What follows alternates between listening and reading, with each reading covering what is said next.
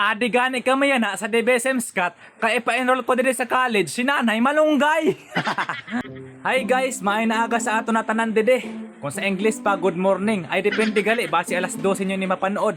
Or gabi, kamo na lang mag-adjust kung ano na oras inyo yung panood. So adi na naman kita matarabilan sa akong vlog.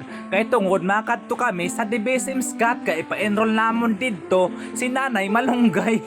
Pero bago ang tanan guys, kung sa English pa gani nga niya, before anything else, mag-enjoy anay kita dede sa grabe kaguro ganda naman na view.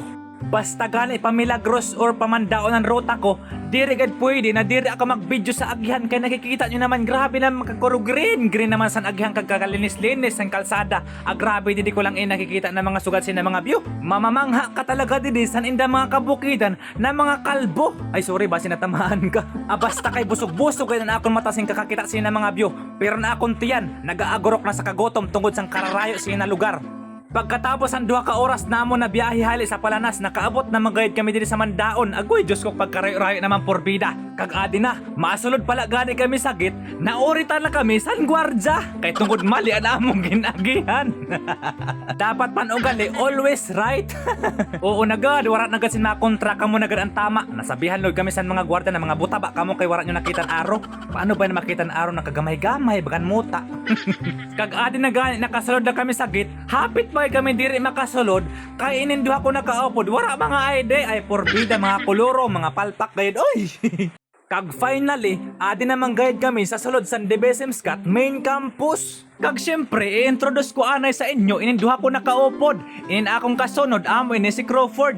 Kag itong sa last, amo itong manghod ko na ma-enroll didi sa college sa DBSM Scott. Kag bali ang course galit siya nakukuhaon, automotive. Kay gusto daw niya ko no, manira sin mga sarakyan.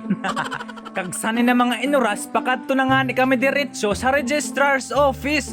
Kaso gani, namali kami sin kadto kay dati ang registrar's office didi sa building. At to nagalian na sa likod nagbalhin na. Sus, wala kami na update.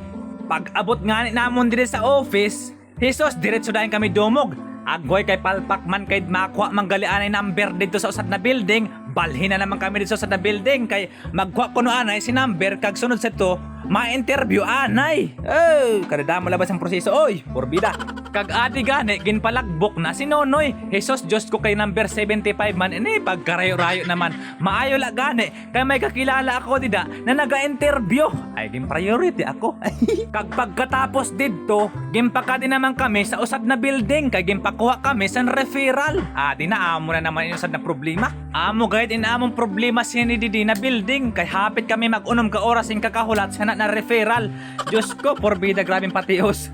Saksi ang mga hamtek diri sa amon. Nagkagutom-gutoman na kami sin kakahulat sa nididi na pertahan na magwa na ito na akong manghod. Jesus, kay naabutan kami sin unom ka oras. Wala lagi hapon nagwa.